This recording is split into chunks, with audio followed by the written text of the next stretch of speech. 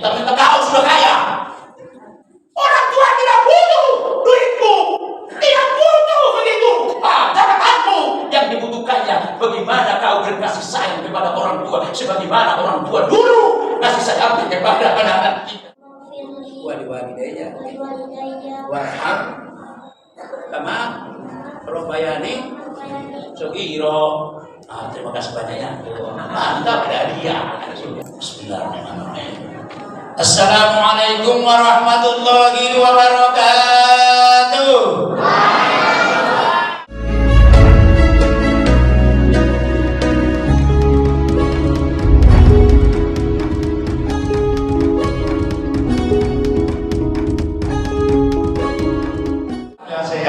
Alhamdulillahillazi arsala rasulahu bil huda wa dinil haqq liyuzhirahu 'ala dini kulli. Asyhadu an la ilaha illallah wahdahu la syarika lah wa asyhadu anna Muhammadan abduhu wa rasuluh. Allahumma shalli 'ala Muhammad wa 'ala ali Muhammad. Amma ba'd.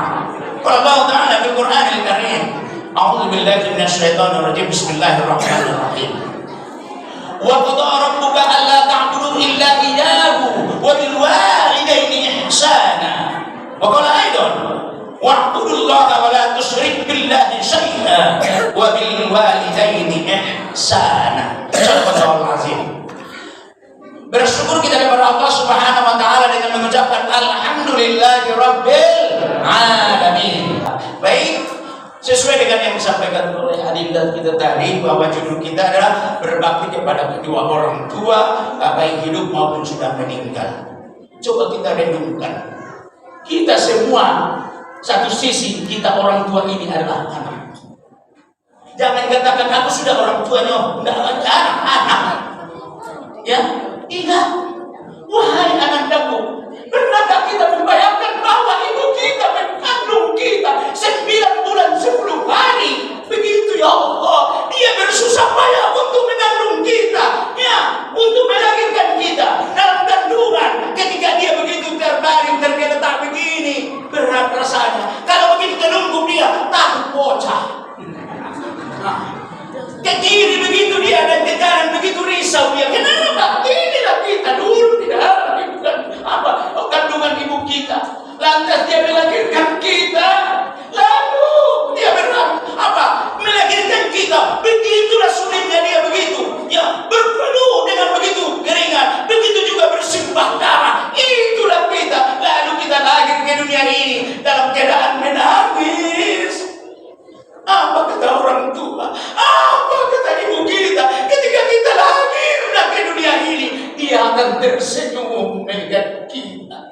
Padahal dia sakitnya ditahankannya, bersimbah darah ditahankannya. Lalu dia sayangi kita, dia mandikan kita, dia berikan pakaian kita, dia suami. Ya Allah. Lalu setelah kita besar-besar seperti ini, kenapa kalian masih durhaka pada orang tua? Coba lihat ibumu ke belakang, lihatlah ibumu ke belakang. Siapa yang di belakang itu? Itulah ibumu yang melahirkan, yang bersusah payah. Coba, nah sempat kadang-kadang ibu kita makan, pas dia mau makan mau menyuap begitu, kita tahu-tahu kita tahu-tahu begitu pipis. Coba, tidak sempat dia makan. Kita dulu yang diurusnya, kadang-kadang gara-gara mengurus kita, ibu kita tinggal soalnya. Iya bu, ada yang tinggal soalnya gara-gara mengurus anak bu. Ada tuh mak kita itu. Main-main juga dalam masjid. Berarti kalian durhaka itu. Yang main-main anak-anak dalam masjid, yang ribut dalam sholat, berarti durhaka kalian sama orang tua. Kenapa? Karena begini, ketika kalian datang ke masjid melaksanakan ibadah, pahalanya semua kepada orang tua. Kamu puasa, pahalanya semua orang tua, ayah dan ibu. Apabila kita sholatnya dengan baik, bukan main-main, berarti kalau kalian main-main dalam sholat, main-main di dalam masjid, berarti kalian termasuk orang yang durhaka. Kecil-kecil sudah durhaka. Betul bu? Coba, ini yang perlu kita renungkan. Takkan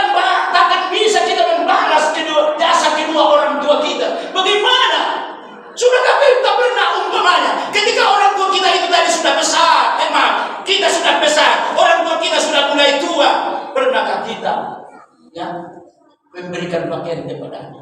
Pernahkah kita memandikannya? Pernahkah kita memberi pakaiannya? Pernahkah kita menyuapinya? Pernahkah kita begitu? Apa yang diinginkannya begitu kita laksanakan atau kita berikan kepadanya?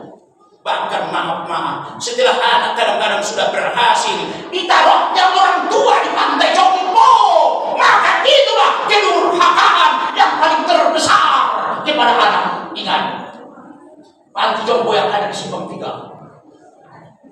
Maaf, minta kau sudah kaya. Orang tua tidak butuh duitmu, tidak butuh begitu jabatanmu. Yang dibutuhkannya bagaimana kau berkasih sayang kepada orang tua, sebagaimana orang tua dulu kasih sayang kepada anak-anak kita. Juga itu bapaknya di Panti Jompo saya ingat begitu, yang dititipkan orang tuanya di sana, padahal dia punya jabatan. Maaf, punya jabatan di kantor gubernur lagi begitu kerjanya. Maaf, inilah kedurhakaan ini kadang-kadang tanpa kita sadari. Maka dari bagaimana ketika Allah menyebutkan di dalam Al-Quran, wa qadara rabbuka alla ta'budu illa iyyahu wa bil walidayni ihsana. Allah memerintahkan kita, Allah yang menciptakan segalanya, diperintahkan kepada kita apa? Untuk selalu wa bil walidayni ihsana, selalu berbuat baik kepada kedua orang tua. Kalau begitu yang pertama, bagaimana cara kita ya berbuat baik kepada orang tua? Mematuhi perintah orang tua. Kita sekarang sudahkah kita patuhi perintah orang tua? Selama ini apa yang kita lakukan? Sudahkah kita sudah melakukan perintah orang tua? Disuruh orang tua kadang-kadang kita kedai, nanti aja lama. Kenapa? Aku kan gadget nih, takut nih. Oh. Coba. Nih. Yang perempuan pun begitu juga sekarang. Sudah mulai membantah. Bahkan begitu fenomena sekarang ini kita lihat. Berani seorang anak memenjarakan orang tuanya. Apa itu? Model apa itu anaknya? Ya Allah. Apa ini akibatnya? Akibatnya adalah dengan adanya sekarang era digitalisasi. Nah inilah yang dilihatnya ini terus. Maaf. Sedikit orang tua ini, Bu. Sedikit Pak sekarang ini. Zamannya sekarang tidak ada lagi nampak rasa hormat anak kepada orang tua. Bahkan begitu anak selalu membantah. Padahal ketika Allah menyampaikan dalam Al-Quran, wala taqul lahuma uff wala tanharhuma. Jangan sekali-kali katakan kepada orang tuamu, apalagi membantahnya, apalagi menghardiknya. Yo, tunjuk tangan. Siapa yang pernah mengatakan sama orang tuanya? Sekarang nak ngaku. Oh, anda pernah? Alhamdulillah, bagus. Oh, yang membantah tidak mau melaksanakan perintah orang tua siapa? Alim-alim kali kau di sini ya. Karena takut sama makna nanti ya. Maaf. Kita sudah banyak begitu melakukan kesalahan ini kepada orang tua. Padahal sudah tadi, maaf. Sekali lagi saya katakan ini perintah Allah. Bagaimana? Yang pertama, patuhi perintah orang tua. Selama perintah orang tua itu yang baik, maka laksanakanlah. Ini yang pertama. Yang kedua, bagaimana cara kita berbakti kepada orang tua? Yaitu setelah menuruti apa yang diperintahkan oleh orang tua, maka yang kedua adalah doakan orang tua. Doakan orang tua. Ya, mendoakan orang tua. Siapa yang dapat doa orang tua? Tunjuk tangan. Laki-laki. Tunjuk tangan. Sini. Langsung. Coba doa orang tua.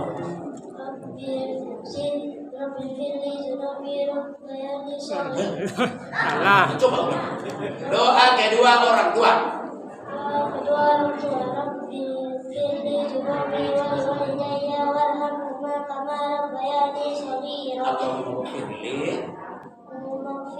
Waliwalidayya warham kama rabbayani shaghira.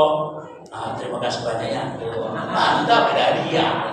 itu gambar. Yo, anak yang soleh. Soalnya seorang anak yang soleh tentu tidak ada penghalang, langsung ya diberikan oleh Allah Subhanahu Wa Taala. Yang ketiga, kebaktian kita kepada orang tua ini yang tentunya yang ketiga adalah yaitu melaksanakan apa yang disukai oleh orang tua.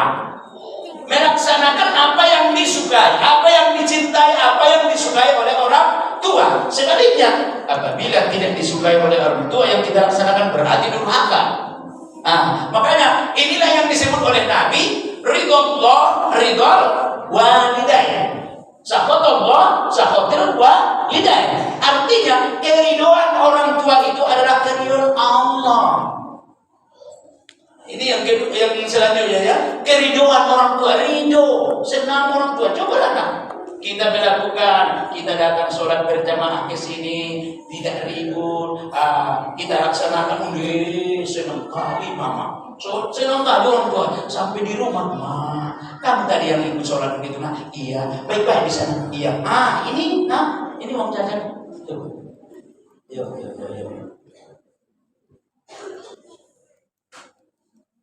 Ya kan? Tidak perlu minta dikasih. Kenapa? Karena kalian sudah baik. Ini tidak malu orang tua kita, malu nama kita.